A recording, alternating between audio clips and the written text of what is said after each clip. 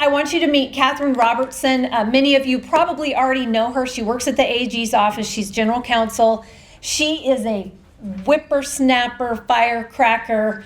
I hear the legislators say, I'm scared when she comes around.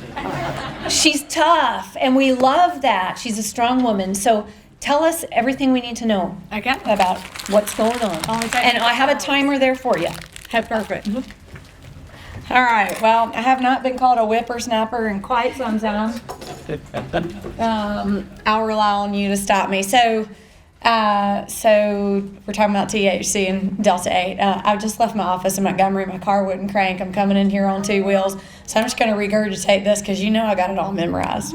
And there are handouts on the... Perfect. Check your handouts. Okay. So let me just give you a little bit of big picture side. So I now am on the, not now, I have been for 10 years on the enforcement side. And so there's enforcement, there's policy, there's practicality, there's Congress, there's the states. There's a lot going on in this space at the same time. So I'll sort of start and end with this because I think it's sort of an important thing to keep in mind.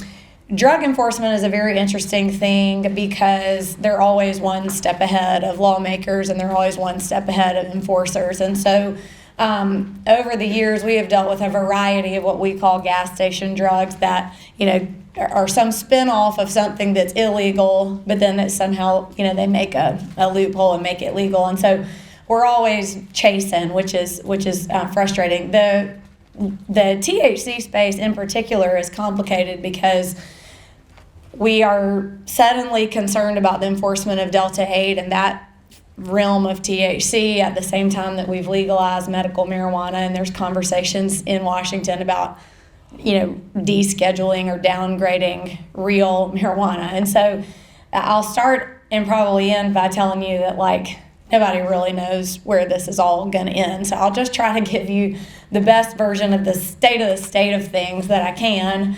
and can promise you that will be imperfect to you, to me, and everybody in between, and that's just how it is. So last year the legislature passed a really important bill that I will not take any credit for because I think people like Becky and Angelo over at ADFS and a bunch of people did a lot of work on it. This has been something that we've been paying attention to for quite some time, going back to the Farm Bill, which originally passed in 2018.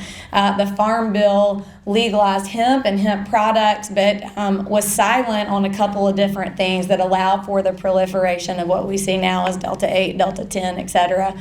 That was originally a conversation that started to be about CBD, which in and of itself is not psychoactive, but then it shifted over into this THC space, which is where it got complicated. THC is obviously psychoactive, although Delta 8 is not as stringent as Delta 9, it has psychoactive properties. And so last year when the legislature passed HB 445, that was the real first big bite at dealing with what kind of came after the Farm Bill in a while. Although 2 or 3 years prior to that, they had banned these products from being sold to minors, which was a good step. There was no outright ban, and so now there sort of is in a lot of ways. When the legislature exempted or accepted 2 big categories of things from consumable hemp products that functionally made a lot of this illegal, and that is because one of the 2 categories of things that they cut out from the stuff that's presumably legal is Delta 8 and THC products that are made synthetically. And that is the same debate that Congress is now having. So I would say Alabama had a lot of influence on what Congress did last month, which is interesting. So that law went into effect on July 1st. And we got sued the day that it went into effect and had to take a couple of different positions. Don't I look nice? We had to take a couple of different positions about enforcement, but what we did say is that the criminal part of the law actually did go into effect on July 1st. The regulatory side will go into effect, was it January 1st? Yeah. And so let me tell you why that matters. We're in sort of a space right now where these products are pretty widespread. And so we need additional enforcement from just police officers going in, to a gas station and trying to figure all this out. ABC, this is actually kind of a little more like what they normally do on their day-to-day. They've got their own enforcement arm. And so on January 1st, they will then be able to enforce this from a licensing standpoint, which will help tremendously. And so they are in the process of promulgating their regulations right now, which is going to explain a whole lot more about the obligations of the store owner, how to stay in compliance with their licenses, labeling, and all that kind of thing. And that's all being done right now. And of course, as it always happens, they're in the middle of drafting these regulations, and then Congress goes and so we're going to be living in a weird time. If all this holds up in Washington, which I hope that it will, we're going to have about a year of limbo where Alabama's law is going to be clear. We're going to be regulating this stuff, and then Congress's change will kick in theory, in November of 2026, which is extremely restrictive, even more restrictive than what we did, which was pretty darn restrictive. And so we're going to live in this little space where it's going to be a little tricky, not because it can't be enforced, but on the criminal side, it'll start to get a little bit complicated. So to sum up, and Becky's probably already outlined this for y'all in previous meetings that you have, the HB 445's kind of got a two-sided ban. On the one hand, it says that it can't be synthetically produced, which in theory is most things. So that's a really big deal. On the other side, it is not just age restricted anymore. And so that's a sort of a different bucket. The third bucket is milligrams, and they set a 10 milligram cap. Well, to contrast, Congress just set a 0.4. Did I get that right? Great. So 0.4 is way less than 10. And so what you're seeing is a major reaction from industry players. Alabama's industry was already kind of starting to wrap their minds around changes in business practices, convenience store owners, what have you. But now you've got, a federal ban means they got to worry not just about Alabama, but, you can't transport this stuff anymore, et cetera, et cetera. And so we're going forward with our plan here in Alabama, knowing, though, that if things hold up by November of next year, a lot of the work we're going to be doing really, honestly, will become moot, but that's not a bad thing. The thing that I'm, not to be a downer, but the thing that I'm a little about is that this is a big victory federally, which kind of started all of this stuff to begin with. We wouldn't have all these problems if it weren't for the Farm Bill and kind of the lack of clarity there. But what I would hate to see happen is that we go through all this and then turn around and deschedule real weed.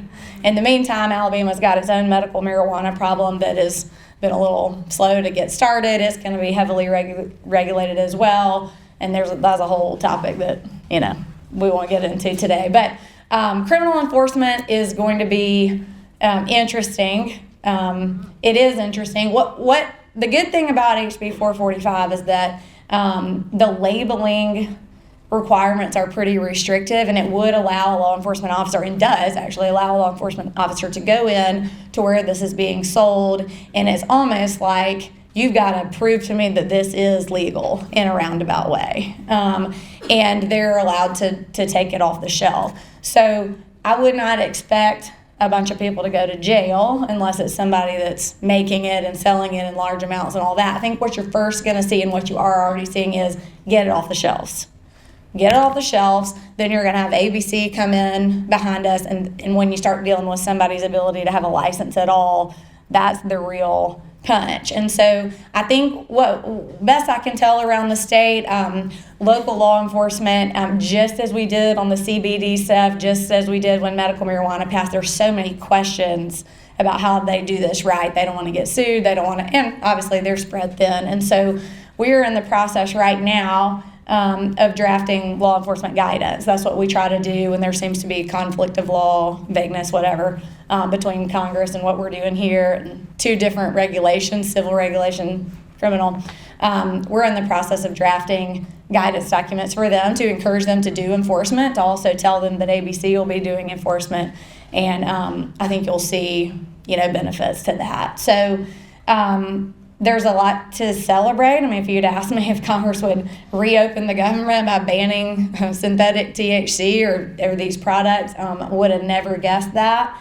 The cynical side of me says maybe some of that is because they're getting ready to have a big fight over recreational marijuana. And so,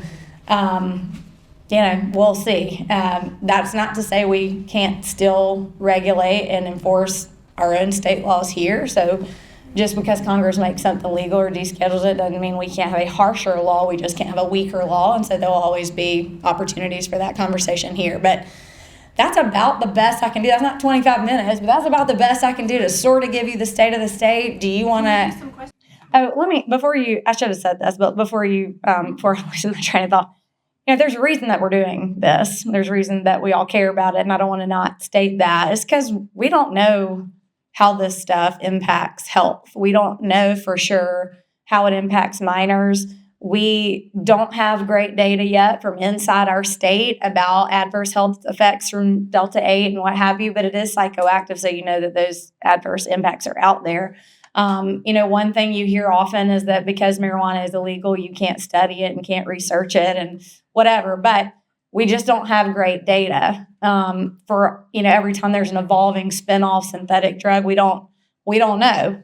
But that's just as good of a reason to be very careful as it is to move forward. And so I'll just say we're not just doing this for the fun of it. We don't legislate and regulate and enforce for the fun of it.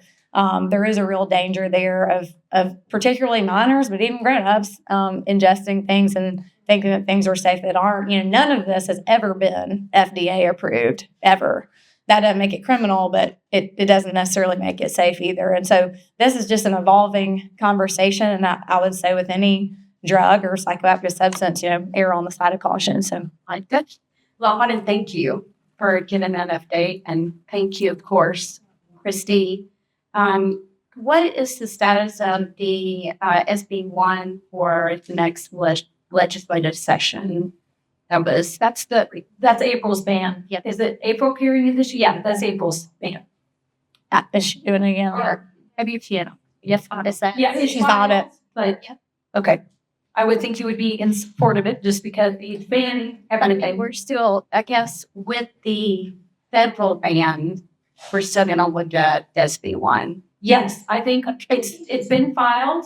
Whether it moves or not, it should move because, like she said, we don't know. That appropriations bill may open that loophole back up. And we still want to ban in Alabama. We don't want 10 milligrams out there. So we are going for it. And hopefully they'll... what they could do is just try to match them up so you don't have two different scenarios. So how do you feel about, I love this part of the bill, where the local entities, a city or a county, they have final approval of the license. Yeah. So, I'm telling you to get together with your county commissioners and your city council people and say, we don't want this in our town. Yeah, that's taken from how Alabama's always done it on alcohol. So that's not really foreign to us. We used to have tons of dry counties. That's not really an unusual thing. And so, yeah, we like home rule in a lot of contexts. Go for it. Any other questions? I was going to say you got off easy, but okay, one more. I won't. Sorry, I'll just speak loud because I'm not moving up years. But I just saw that the Supreme Court ruled in favor of Texas AG. Say that for as we were here. Sorry. So I just saw that the Supreme Court, if I got it right, ruled in favor of, Trace, about the opposite. Of AG Paxton in Texas redistricting. Yeah. We obviously got a problem with the court going against Alabama. Have a problem. So will this reflect on our redistricting? I think Louisiana also then would be affected as well. Yeah, so the questions in Texas's case were slightly more nuanced. It is certainly a step in the right direction and will take the win. Not all the states. A lot of the states are pushing in the same direction on this. Louisiana's case has the broadest question to be answered, which is the question, which is it constitutional to require a state to draw maps based on race, or is it not? Our argument is obviously that it's not. Louisiana's case has been argued. It was argued in October. Decision pending probably this spring. That's the case that will give us the most relief, although we will take any red state victory as a step in the right direction. And that was a very big win for Texas. We really need Louisiana to win, and then we feel like then we win too. So, yeah. Okay, well, great. Thank you for moving your schedule around to be with us today. Happy to. We're happy to have you. We're happy to have worked with your office many times on all of these issues. So thank you so much. Yeah, I'll hang around for a minute if you have any questions. Catch me in the back. But just really want to commend y'all for a long time. I was sort of the I'm still, unfortunately, the THC expert in the office. But y'all did yeoman's work on this bill, as did April and Lance and all of them. And so, Alabama doesn't always get credit of being ahead of the curve. I was thinking today about we absolutely were on VCAP, which Becky had a lot to do with in this group. And as it turns out, we were ahead of the curve on this too. So thanks to y'all for all the work that you do in Montgomery.